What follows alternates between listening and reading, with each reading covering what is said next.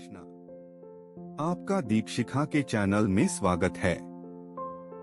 श्रीमद् भगवत गीता अध्याय 2 भाग 10 नेहाभिक्रमनाशोस्ति प्रत्यवायो न विद्यते स्वल्पमप्यस्य धर्मस्य त्रायते महतो भयात्। इसका भावार्थ है, इस प्रयास में न तो हानि होती है न ही ह्रास, अपितु इस पथ पर की गई अल्प प्रगति भी महान भय से रक्षा कर सकती है। इसका तात्पर्य है, कर्म का सर्वोच्च दिव्य गुण है कृष्ण भावनामृत में कर्म या इंद्रिय तृप्ति की आशा न करके कृष्ण के हित में कर्म करना। ऐसे कर्म का लघु आरंभ होने पर भी कोई बाधा नहीं आती है, न कभी इस आरंभ का विनाश होता है। भौतिक स्तर पर प्रारंभ किए जाने वाले किसी भी कार्य को पूरा करना होता है, अन्यथा सारा प्रयास निष्फल हो जाता है। किंतु कृष्ण भावनामृत में प्रारंभ किया जाने वाला कोई भी कार्य अधूरा रहकर भी स्थायी प्रभाव डालता है। अतः ऐसे कर्म करने वाले को कोई हानि नहीं होती, चाहे यह कर्म अधूरा ही क्यों न रहे जाए। यदि कृष्ण भावनामृत का 1% भी कार्य पूरा हुआ हो तो उसका स्थायी फल होता है, अतः अगली बार 2% से शुभारंभ होगा। किंतु भौतिक कर्म में जब तक 100% सफलता प्राप्त न हो तब तक कोई लाभ नहीं होता। अजामिल ने कृष्ण भावनामृत में अपने कर्तव्य का कुछ ही प्रतिशत पूरा किया था, किंतु भगवान की कृपा से उसे 100% लाभ मिला। इस संबंध में श्रीमद्भागवत में 1 मई 2017 एक अत्यंत सुंदर श्लोक आया है। त्यक्त्वा स्वधर्मं चरणाम्बुजं हरेर भजन पक्कोत्पतेत्तो यदि यत्र को वा भद्रम भूद्मुषण की को वार्थ आप तो भजता स्वधर्मतः। यदि कोई अपना धर्म छोड़कर कृष्ण भावनामृत में काम करता है और फिर काम पूरा न होने के कारण नीचे गिर जाता है तो इसमें उसको क्या हानि।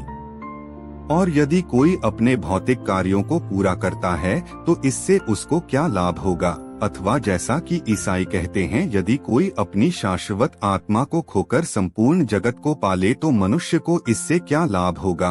भौतिक कार्य तथा उनके फल शरीर के साथ ही समाप्त हो जाते हैं, किंतु कृष्ण भावनामृत में किया गया कार्य मनुष्य को इस शरीर के विनष्ट होने पर भी पुनः कृष्ण भावनामृत तक ले जाता है। कम से कम इतना तो निश्चित है कि अगले जन्म में उसे सुसंस्कृत ब्राह्मण परिवार में या धनीमानी कुल में मनुष्य का शरीर प्राप्त हो सकेगा, जिससे उसे भविष्य में ऊपर उठने का अवसर प्राप्त हो सकेगा। कृष्ण भावनामृत में संपन्न कार्य का यही अनुपम गुण है। व्यवसायात्मिका बुद्धिरेके कुरुनंदन बहुशाखा ह्यनंताश्च बुद्धयो व्यवसायिना। इसका भावार्थ है, जो इस मार्ग पर हैं वे प्रयोजन में दृढ़ रहते हैं और उनका लक्ष्य भी एक होता है। हे कुरुनंदन, जो दृढ़ प्रतिज्ञ नहीं है उनकी बुद्धि अनेक शाखाओं में विभक्त रहती है। इसका तात्पर्य है, यह दृढ़ श्रद्धा की कृष्ण भावनामृत द्वारा मनुष्य जीवन की सर्वोच्च सिद्धि प्राप्त कर सकेगा, व्यवसायात्मिका बुद्धि कहलाती है। चैतन्य चरितामृत में कहा गया है, श्रद्धा शब्दे विश्वास कहे सुदृढ़ निश्चय, कृष्णे भक्ति कैले सर्वकर्म कृत है। श्रद्धा का अर्थ है किसी अलौकिक वस्तु में अटूट विश्वास। जब कोई कृष्ण भावनामृत के कार्यों में लगा होता है तो उसे परिवार, मानवता या राष्ट्रीयता से बंधकर कार्य करने की आवश्यकता नहीं होती। पूर्व में किए गए शुभ कर्मों के फल ही उसे सकाम कर्मों में लगाते हैं। जब कोई कृष्ण भावनामृत में संलग्न हो तो उसे अपने कार्यों के शुभ फल के लिए प्रयत्नशील नहीं रहना चाहिए। जब कोई कृष्ण भावनामृत में लीन होता है तो उसके सारे कार्य आध्यात्मिक धरातल पर होते हैं, क्योंकि उनमें अच्छे तथा बुरे का द्वैत नहीं रह जाता।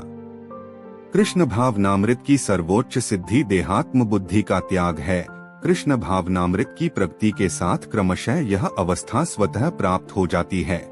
कृष्ण भावना भावित व्यक्ति का दृढ़ निश्चय ज्ञान पर आधारित है। वासुदेवः सर्वम इतिस महात्मा सुदुर्लभः। कृष्ण भावना भावित व्यक्ति अत्यंत दुर्लभ जीव है जो भली भांति जानता है कि वासुदेव या कृष्ण समस्त प्रकट कारणों के मूल कारण हैं।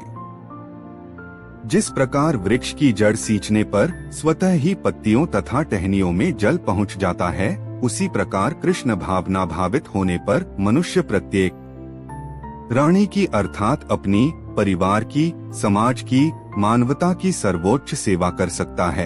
यदि मनुष्य के कर्मों से कृष्ण प्रसन्न हो जाए तो प्रत्येक व्यक्ति संतुष्ट होगा। किंतु कृष्ण भावनामृत में सेवा गुरु के समर्थ निर्देशन में ही ठीक से हो पाती है, क्योंकि गुरु कृष्ण का प्रामाणिक प्रतिनिधि होता है, जो शिष्य के स्वभाव से परिचित होता है और उसे कृष्ण भावनामृत की दिशा में कार्य करने के लिए मार्ग दिखा सकता है। आथ कृष्ण भावनामृत में दक्ष होने के लिए मनुष्य को दृढ़ता से कर्म करना होगा और कृष्ण के प्रतिनिधि की आज्ञा का पालन करना होगा। उसे गुरु के उपदेशों को जीवन का लक्ष्य मान लेना होगा। श्री विश्वनाथ चक्रवर्ती ठाकुर ने गुरु की प्रसिद्ध प्रार्थना में उपदेश दिया है, यस्य प्रसादात् भगवत प्रसादो यस्या प्रसादान्न गतिः कुतोपि ध्यायन्स्तुवंस्तस्य यशस्त्र संधय वंदे गुरोः श्री चरणारविंदम।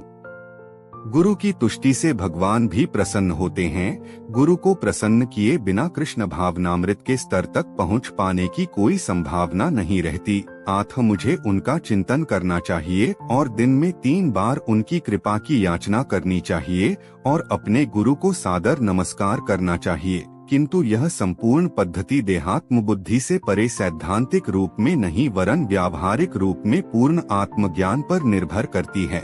जब सकाम कर्मों से इंद्रिय तृप्ति की कोई संभावना नहीं रहती, जिसका मन दृढ़ नहीं है, वही विभिन्न सकाम कर्मों की ओर आकर्षित होता है। यामिमा पुष्पिता वाचन प्रवदन्त्य विपश्चितः वेदवादर्ताः पार्थ नान्यदस्तीति वादिनः कामात्मानः स्वर्गप्रा जन्म कर्म फलप्रदा क्रिया विशेष बहुला भोगेश्वर्यक्ति प्रति। इसका भावार्थ है, अल्पज्ञानी मनुष्य वेदों के उन अलंकारिक शब्दों के प्रति अत्यधिक आसक्त रहते हैं जो स्वर्ग की प्राप्ति, अच्छे जन्म, शक्ति इत्यादि के लिए विविध सकाम कर्म करने की संस्तुति करते हैं। इंद्रिय तृप्ति तथा ऐश्वर्यमय जीवन की अभिलाषा के कारण वे कहते हैं कि इससे बढ़कर और कुछ नहीं है। इसका तात्पर्य है, साधारणतः सब लोग अत्यंत बुद्धिमान नहीं होते और वे अज्ञान के कारण वेदों के कर्मकांड भाग में बताए गए सकाम कर्मों के प्रति अत्यधिक आसक्त रहते हैं। वे स्वर्ग में जीवन का आनंद उठाने के लिए इंद्रिय तृप्ति कराने वाले प्रस्तावों से अधिक और कुछ नहीं चाहते, जहां मदिरा तथा तरुणियां उपलब्ध हैं और भौतिक ऐश्वर्य सर्वसामान्य है। वेदों में स्वर्गलोक पहुंचने के लिए अनेक यज्ञों की संस्तुति है, जिनमें ज्योतिष्टोम यज्ञ प्रमुख है। वास्तव में वेदों में कहा गया है कि जो स्वर्ग जाना चाहता है उसे ये यज्ञ संपन्न करने चाहिए और अल्पज्ञानी पुरुष सोचते हैं कि वैदिक ज्ञान का सारा अभिप्राय इतना ही है। ऐसे लोगों के लिए कृष्ण भावनामृत के दृढ़ कर्म में स्थित हो पाना अत्यंत कठिन है। जिस प्रकार मूर्ख लोग विषैले वृक्षों के फूलों के प्रति बिना यह जाने कि इस आकर्षण का फल क्या होगा आसक्त रहते हैं, उसी प्रकार अज्ञानी व्यक्ति स्वर्गिक ऐश्वर्य तथा तज्जनित इंद्रिय भोग के प्रति आकृष्ट रहते हैं। वेदों के कर्मकांड भाग में कहा गया है, अपाम सोममृता अभूम तथा अक्षयः वै चातुर्मास्ययाजिनः सुकृतं भवति। दूसरे शब्द 2 में जो लोग चातुर्मास तप करते हैं वे अमर तथा सदा सुखी रहने के लिए सोमरस पीने के अधिकारी हो जाते हैं। यहाँ तक कि इस पृथ्वी में भी कुछ लोग सोमरस पीने के अत्यंत इच्छुक रहते हैं, जिससे वे बलवान बने और इंद्रिय तृप्ति का सुख पाने में समर्थ हों। ऐसे लोगों को भवबंधन से मुक्ति में कोई श्रद्धा नहीं होती और वे वैदिक यज्ञों की तड़क भड़क में विशेष आसक्त रहते हैं। वे सामान्यता विषयी होते हैं और जीवन में स्वर्गिक आनंद के अतिरिक्त और कुछ नहीं चाहते। कहा जाता है कि स्वर्ग में नंदन कानन नामक अनेक उद्यान हैं, जिनमें दैवी सुंदरी स्त्रियों का संग तथा प्रचुर मात्रा में सोमरस उपलब्ध रहता है। ऐसा शारीरिक सुख निस्संदेह विषयी है। आठ ये लोग वे हैं जो भौतिक जगत के स्वामी बनकर ऐसे भौतिक अस्थायी सुख के प्रति आसक्त हैं। गीता का अगला अध्याय सुनने के लिए चैनल को लाइक, शेयर और सब्सक्राइब जरूर करें। धन्यवाद।